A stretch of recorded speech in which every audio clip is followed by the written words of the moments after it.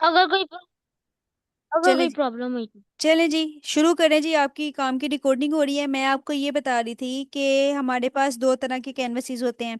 एक कैनवस होता है हमारा इमेज कैनवस, और दूसरा कैनवस होता है हमारे पास वीडियो कैनवस। अभी हम लोग इमेज कैनवस पे काम कर रहे हैं। आपने वीडियो की तरफ नहीं जाना, यानी हम इंस्टा रील्स की तरफ या आपने स्टोरीज की तरफ नहीं जाना। हम अभी सिर्फ इमेजेस पे काम करेंगे। जब हम वीडियो कैनवस में कन्वर्ट करते हैं तो हमारे पास वो डिफरेंट लेयर्स वगैरह आ जाती हैं जिसको हमें मैनेज करना पड़ता है। हम अभी उसकी तरफ नहीं जा रहे। तो चलें जी, जो काम आपको बताया है वो काम जरा खोलें और करके दिखाएं। आप मुझे साथ साथ काम करके दिखाएंगे, साथ साथ मैं इस वीडियो में आपको बता दूंगी कि हमारी, दोबारा से मैं आपको बताती हूँ कि डिजिटल डिजाइनिंग में और प्रिंटिंग की डिजाइनिंग में क्या फ़र्क है। मैं अभी यहाँ पे बोलती हूँ, साथ साथ आप मुझे काम करके दिखाएं। जो चीज़ें मैंने आपको कही थी वो करके दिखाना शुरू करें। Okay miss.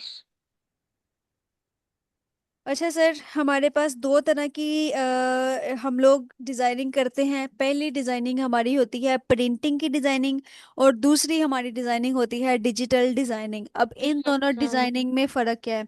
सर, जितना भी हम लोग कोई डिज़ाइन रेडी करते हैं और उस डिज़ाइन को रेडी करके, यानी कंप्यूटर में ही वो डिज़ाइन रेडी होता है, हमारे डेस्कटॉप पे ही वो डिज़ाइन रेडी होता है, और ये इन डिवाइसेस के अंदर ही रहता है। यानी मोबाइल टू मोबाइल जाता है, डेस्कटॉप टू मोबाइल जाता है, कंप्यूटर से मोबाइल में आता है।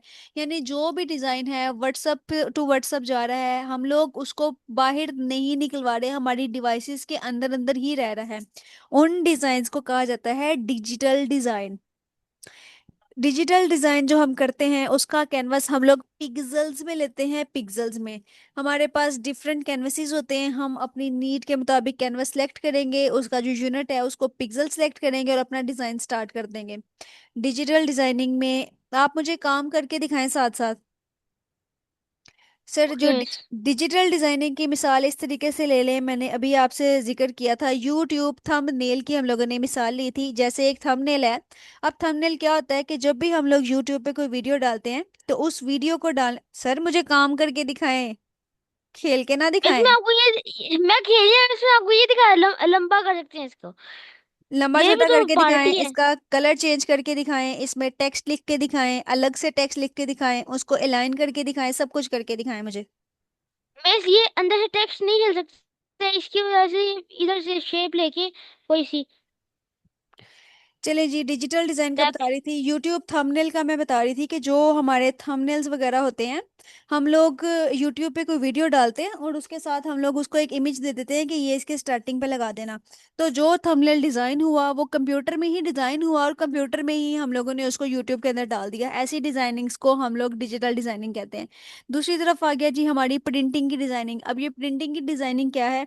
कोई भी ऐसा डिजाइन जिसको डिजाइन करने के बाद हम लोग प्रिंटर वाले के पास जाते हैं और उसको कहते हैं भाई इसका प्रिंट निकाल दो।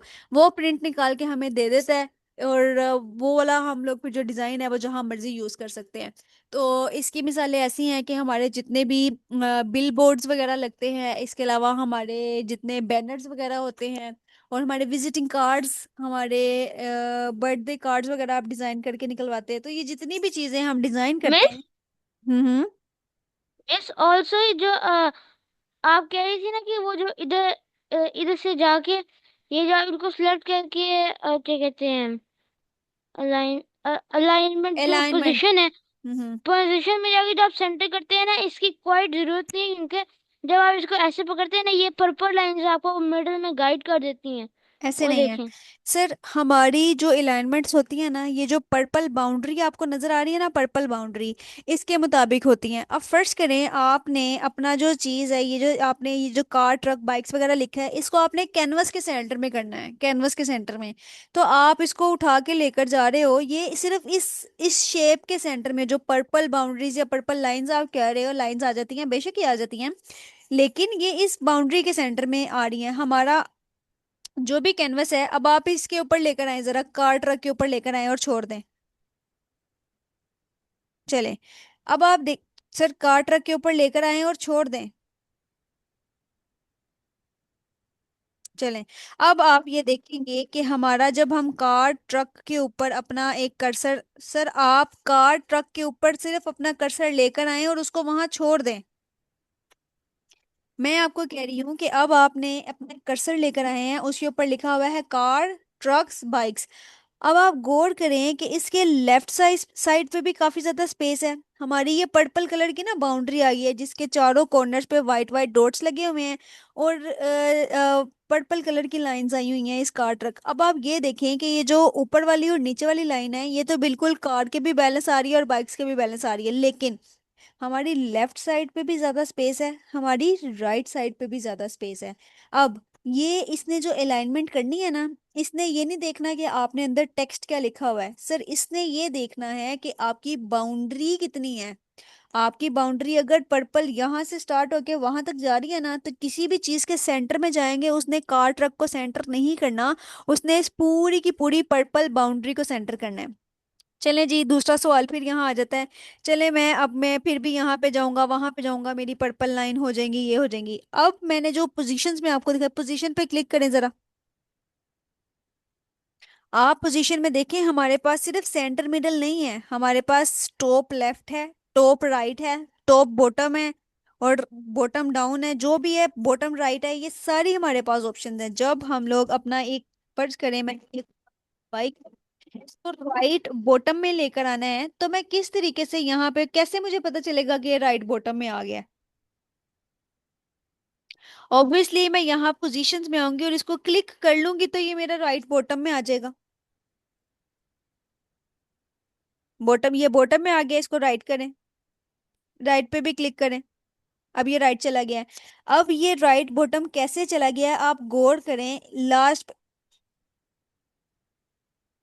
सर मैं अपनी स्क्रीन वापस ले रही हूँ, अब मैं अपने साथ आपके साथ अपनी स्क्रीन शेयर कर रही हूँ, आप प्लीज देखिएगा, आपको कुछ चीज समझा रही हूँ मैं। Okay miss. ये आपके सामने मैं एक कैनवा खोल रही हूँ। हाँ जी, आ रहा है नजर? Yes miss. ये मैंने आपके सामने एक सादा कैनवस खोल लिया है।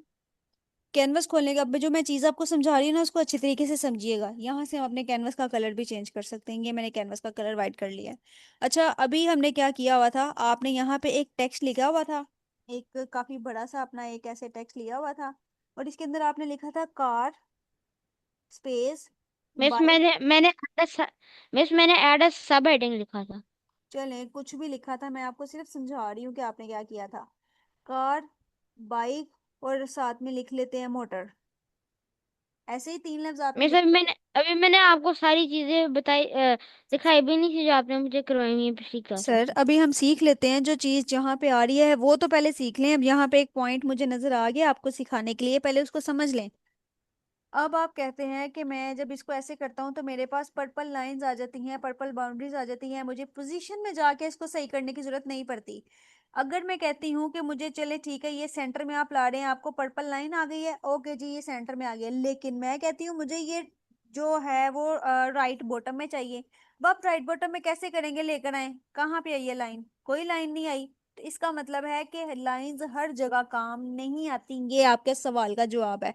जो आप कह रहे थे कि लाइंस आ जाती हैं और हमें पोजीशंस में जाके अलाइनमेंट नहीं करनी पड़ती, वो बात गलत है। अब मैंने अगर इसको राइट बॉटम करना है तो मैं इसको राइट बॉटम में ये लेकर आ रही हूँ, कहीं पे भी लाइन नहीं आई। ये अगर लाइन आ रही है कहाँ पे, कहीं पे भी लाइन नहीं आ रही। और अगर यहाँ पे लाइन आई भी है, अगर आपको ये लाइन शो हो रही हो, तो आप देखेंगे कि मेरी आधी नहीं बाइक का। मिस, वो जो है ना, शेप के अंदर आई थी। आप शेप करेंगे ना तो शेप के अंदर वो लाइक डॉटेड टाइप लाइन आएगी, डॉटेड टाइप, वो आपको गाइड करेगी मैं मिडल आपको में। यही कह रही हूँ कि अगर मैंने कोई शेप लिया है और उस शेप के अंदर मैंने एक चीज सेंटर करनी है, तो वो जो आप कह रहे हो बात, वो वहां पे आपकी मानी जा सकती है। लेकिन मैंने अगर अपना टेक्स्ट या अपनी कोई भी चीज पूरे कैनवस के सेंटर में, मिडल में, राइट में, बॉटम में, टॉप पे करनी है, तो उसके लिए वो डाइन जो लाइंस हैं या फिर जो भी आप डॉटेड लाइंस कह रहे हो वो नहीं मानी जा सकती। मैं इसके नीचे किसी भी शेप की चीज जिक्र नहीं कर रही। इसके अलावा एक और चीज, अब शेप ही ले लेते हैं जी।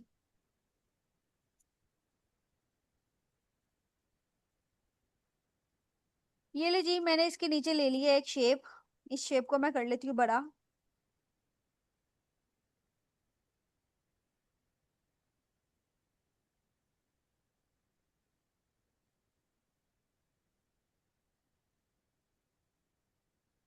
अब मैं कहती हूँ कि मैंने इस लिखे हुए टेक्स्ट को इस शेप के सेंटर में करना है। चलो जी, इसको मैं सेंटर में करती हूँ, डॉटेड लाइन आ गई, हो गया सेंटर में।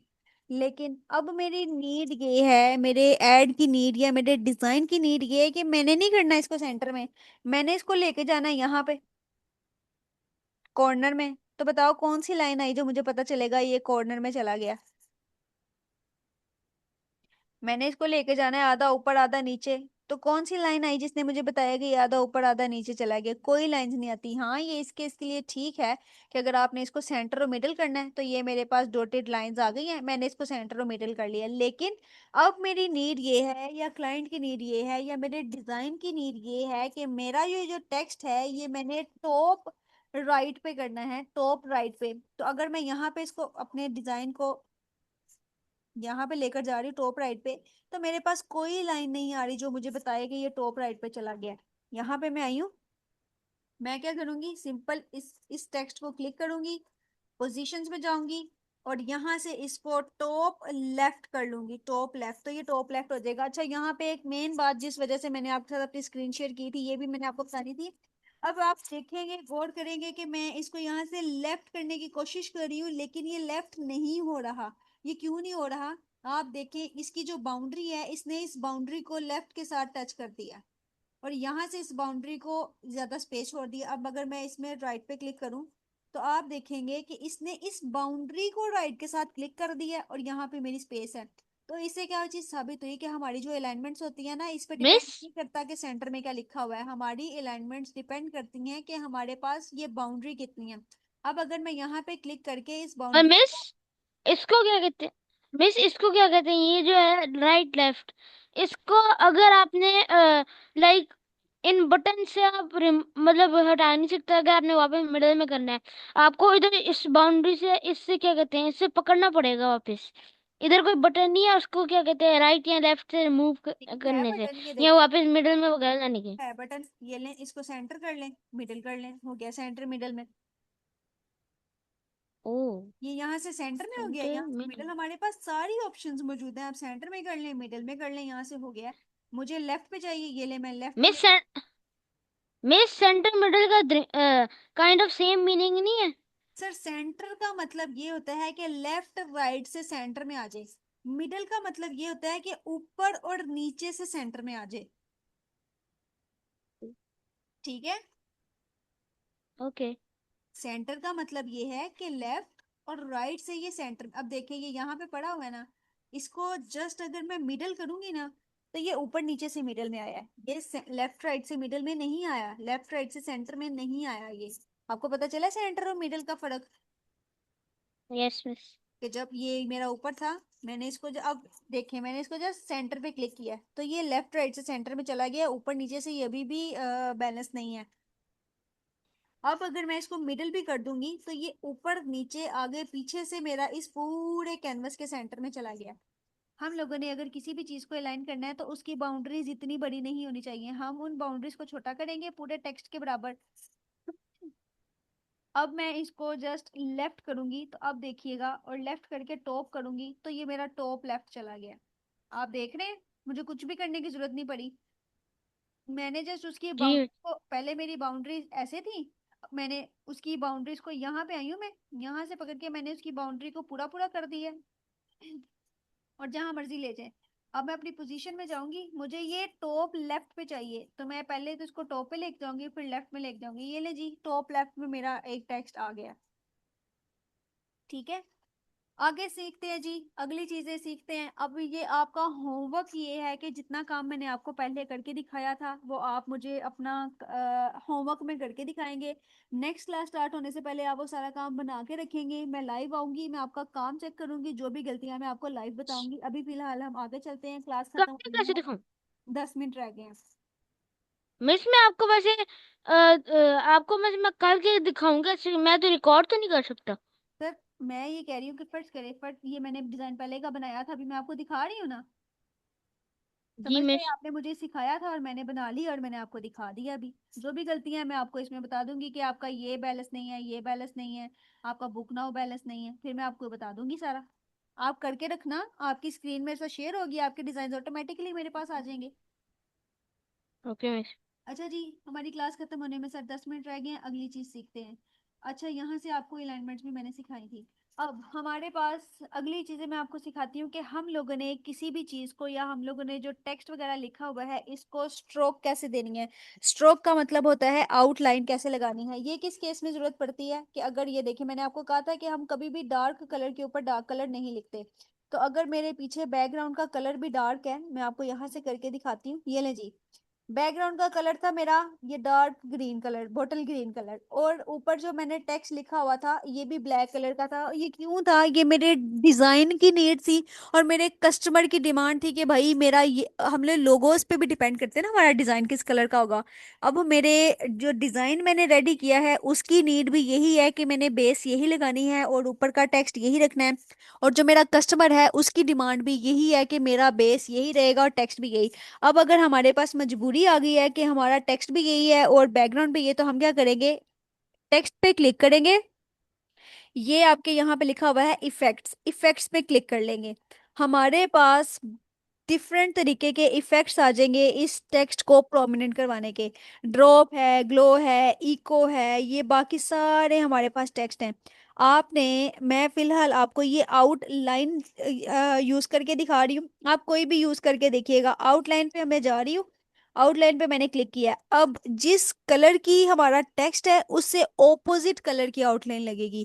कभी भी जिस कलर की टेक्स्ट होती है उस कलर का आउटलाइन नहीं लगता। आउटलाइन हमेशा लगाया ही इसलिए जाता है ताकि हम उस चीज को प्रोमिनेंट कर सके। तो प्रोमिनेंट कैसे कर सकेंगे? अगर हम उससे ऑपोजिट कलर यूज करेंगे। तो मैं आउटलाइन पे गई हूँ, यहाँ से मैं इसका कलर सेलेक्ट कर सकती हूँ। अब मेरा टेक्स्ट डार्क कलर का था तो अपनी जो आउटलाइन है मैं वो लाइट कलर की ले लेती हूँ। अब देखें, सिर्फ आउटलाइन लगाने से मेरा जो टेक्स्ट है पहले बिल्कुल भी नजर नहीं आ रहा था और अब वो प्रोमिनेंट होना स्टार्ट हो गया है। यहाँ से मैं इसकी थिकनेस बढ़ा सकती हूँ, मैंने इसको मोटा करना है पतला करना है ये मेरे पे डिपेंड करता है। पहले हमारा बिल्कुल ऐसे शो हो रहा था, आउटलाइन लगाने की वजह से वो हमारा ऐसे। अब जैसे आपकी जो डिजाइन है उसको सूट कर रहा है या जैसे आपकी नीड है, आपके कस्टमर की नीड है, उस मुताबिक जाएं और इसकी आउटलाइन को मोटा कर ले, पतला कर ले, जो आपको सूट कर रहा है आप उसको ऐसे कर लें। तो ये हम लोगों ने क्या सीखा कि हम लोगों ने अगर कोई भी चीज़ हमारी बैटरी हो तो उसके ऊपर हम लोग आउटलाइन किस तरीके से लगा सकते हैं या उसको प्रोमिनेंट किस तरीके से करवा सकते हैं। आउटलाइन का कलर भी चेंज कर सकते हैं जैसे मैंने आपको बताया था। यहाँ पे जाएंगे, यहाँ पे जाएंगे, ये हमारी सर आउटलाइन का कलर है, इसको मैं ग्रीन करूंगी तो ये ग्रीन हो जाएगा। इसको मैं ये ऑफ ये क्रीमी सा कलर करूंगी तो ये क्रीमी हो जाएगा, जो कलर मैं करूंगी। लेकिन जिस कलर का टेक्स्ट होता है हमेशा उससे ऑपोजिट कलर की आउटलाइन लगती है। आउटलाइन लगाने का मकसद ही ये होता है ताकि नीचे लगी हुई चीज बैठे ना बल्कि वो प्रोमिनेंट होके बाहर निकले। तो यही चीज, ये पॉइंट आपने हमेशा याद रखना है कि जिस कलर का टेक्स्ट होता है उसे ऑपोजिट कलर की आउटलाइन होती है। अगली चीज सीखते हैं जी। अब मैंने ये टेक्स्ट लगा लिया है, मैंने इसको करना है एनिमेट। मैं जस्ट यहाँ जाऊंगी, यहाँ जाके एनिमेट में जाऊंगी। बल्कि ये हमारी क्लास का टाइम खत्म हो रहा है, एनिमेशन में आपको कल सिखाऊंगी। अभी आपका होमवर्क क्या है कि आपने कोई भी एक पीछे डार्क कलर लेना है, डार्क कलर के ऊपर डार्क टेक्स्ट लेके उसके ऊपर मुझे आपने डिफरेंट इफेक्ट्स लगा के दिखाने हैं। अभी मैंने आपको आउटलाइन के बारे में बता दिया है, आपने ड्रॉप, ग्लो, इको, ये सारे आपने जितने भी टेक्स्ट वगैरह ये नीचे भी आ गए और ये सारे टेक्स्ट इसको यूज करके आपने मुझे एक कैनवस के ऊपर डिफरेंट इफेक्ट्स लगा के टेक्स्ट के ऊपर दिखाने हैं। सर ये आपका मिस होमवर्क जी। डिफरेंट डिफरेंट वन कैनवस पे वन क्या कहते हैं इफेक्ट, और डिफरेंट डिफरेंट कैनवस पे सारे डिफरेंट नहीं, डिफरेंट आप इफेक्ट्स। आप अभी सीख रहे हैं तो आप जितने मर्जी इफेक्ट, अभी जैसे फर्ज करें ये एक मैंने लिखा है, आप दूसरा टेक्स्ट लिखे उस पर दूसरा इफेक्ट लगाएं, तीसरा टेक्स्ट लिखे उस पर तीसरा। अब आपका होमवर्क ये है कि अब तक की क्लास में आपको जितना काम सिखाया गया आपने दो तीन चार डिफरेंट कैनवसेस ले लेने और वो सारा काम अगली क्लास से पहले पहले मुझे करके दिखाना है। Okay miss. इस क्लास में आपका कोई क्वेश्चन है तो मेरे से पूछ लें। मिस में क्या कहते हैं, कितनी क्या कहते हैं इफेक्ट्स वन कैनवस पे कितने लगाऊं मैं, जितने या मर्जी मैं लगा लें कितने सर, कैनवस। आप क्योंकि प्रैक्टिस के लिए लगा रहे हैं तो आप जितने लगाना चाह रहे हैं उतने लगा लें, कोई फर्क नहीं पड़ता इससे। मिस जितनी जगह होगी मैं उतनी जगह हाँ, दूंगा। जितने जगह हो उतने लगा ले, बाकी कैनवस दोबारा से ले ले, एक और कैनवस ले लें। आप यहाँ पे आएंगे, ये ऐड पेज है, इसको पेज को क्लिक करें, एक और कैनवस आपके पास आ गया। ये पुराने वाला कैनवस था, ये नया कैनवस आ गया है। आपको शेप लेना आना चाहिए, शेप का कलर चेंज करना आना चाहिए, शेप के अंदर टेक्स्ट लिखना है, उसको अलाइन करना, बैलेंस करना, पोजीशंस और इफेक्ट्स, ये सारी चीजें आपको आनी चाहिए। आज हमारा इफेक्ट्स का टॉपिक भी कंप्लीट हो गया, टेक्स्ट के इफेक्ट का टॉपिक। चले जी, इस पूरे काम में आपका कोई क्वेश्चन है तो मेरे से पूछ लें, वरना क्लास को यहाँ पे खत्म करते हैं। Okay miss. चले जी, आपने मेरे पास ये सारा काम अब करके आना है। मिलते हैं जी अगली क्लास में, तब तक के लिए अपना ख्याल रखिएगा। अल्लाह हाफिज। अल्लाह हाफिज मिस।